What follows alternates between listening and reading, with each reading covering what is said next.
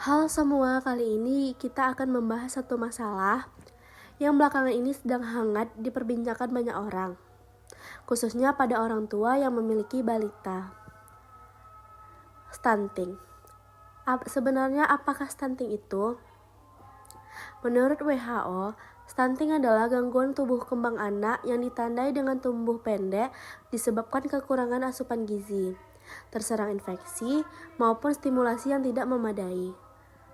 Sedangkan menurut UNICEF, stunting didefinisikan sebagai persentase anak usia 0-59 bulan dengan tinggi badan di bawah -2, yaitu stunting sedang dan berat, dan -3 stunting kronis.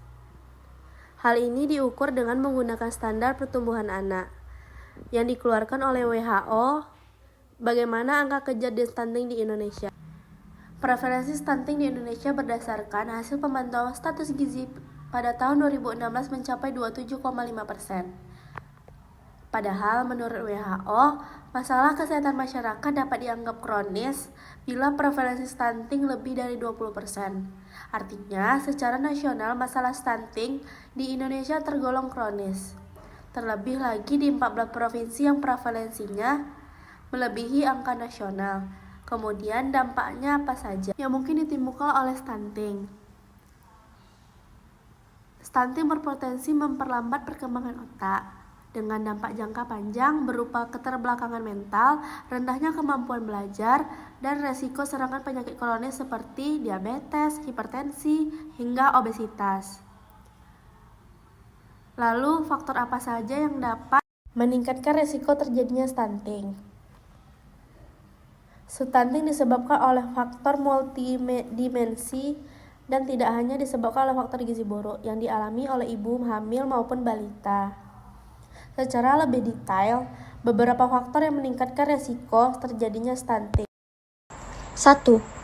Praktik pengasuhan yang kurang baik, termasuk kurangnya pengetahuan ibu mengenai kesehatan dan gizi sebelum dan pada masa kehamilan, serta setelah ibu melahirkan.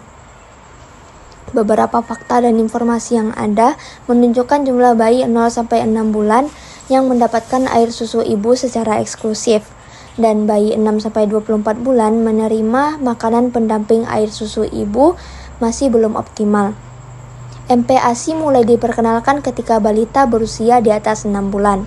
Selain berfungsi untuk mengenalkan jenis makanan baru pada bayi, MPASI juga dapat memenuhi kebutuhan nutrisi bayi yang tidak dapat lagi disokong oleh ASI, serta membentuk daya tahan tubuh dan perkembangan sistem imunologis terhadap makanan maupun minuman. 2. Masih belum optimalnya akses layanan kesehatan, termasuk layanan antenatal care, pelayanan kesehatan untuk ibu selama masa kehamilan. Postnatal care, pelayanan kesehatan untuk ibu setelah bersalin. Ibu hamil harus rutin memeriksakan kehamilannya ke tenaga kesehatan agar bisa memantau perkembangan janinnya. Begitu pula ibu pasca melahirkan dengan rutin melakukan pemeriksaan pada masa nifas akan meningkatkan pemahaman ibu tentang perawatan bayi yang baik. 3. Masih kurangnya akses rumah tangga atau keluarga ke makanan bergizi. Hal ini dikarenakan harga makanan bergizi di Indonesia masih tergolong mahal. Menurut beberapa sumber, komoditas makanan di Jakarta lebih mahal dibanding dengan di New Delhi, India. Harga buah dan sayuran di Indonesia lebih mahal daripada di Singapura. Terbatasnya akses ke makanan bergizi di Indonesia juga dicatat telah berkontribusi pada 1 dari 3 ibu hamil mengalami anemia. 4. Kurangnya akses ke air bersih dan sanitasi. Sumber air minum layak yang dimaksud adalah air minum yang terlindungi, meliputi air ledeng, keran umum, hidran umum. Terminal air, penampungan air hujan atau mata air dan sumur terlindung, sumur bor atau pompa, yang jaraknya minimal 10 meter dari pembuangan kotoran, penampungan limbah, dan pembuangan sampah. Tidak termasuk air kemasan, air dari penjual keliling, air yang dijual melalui tangki, air sumur, dan mata air tidak terlindung. 5. sering menderita infeksi di awal kehidupan anak. Penyakit infeksi yang disebabkan oleh higiene dan sanitasi yang buruk, misalnya diare dan kecacingan, dapat mengganggu penyerapan nutrisi pada proses pencernaan. Beberapa penyakit infeksi yang diderita bayi dapat menyebabkan berat badan bayi turun. Jika kondisi ini terjadi dalam waktu yang cukup lama dan tidak disertai dengan pemberian asupan yang cukup untuk proses penyembuhan, maka dapat mengakibatkan stunting. Lalu, seperti apa ciri-ciri anak mengalami stunting? 1. Anak berbadan lebih pendek untuk anak seusianya. 2. Proporsi tubuh cenderung normal. Tetapi, anak tampak lebih muda atau kecil untuk usianya. 3. Berat badan rendah untuk anak seusianya. 4. Pertumbuhan tulang tertunda. Namun, jangan khawatir.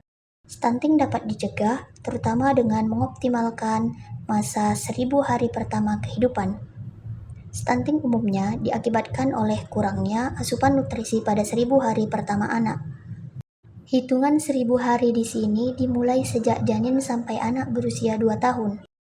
Jadi, gizi pada masa 1000 hari pertama kehidupan anak sangat penting untuk mencegah stunting.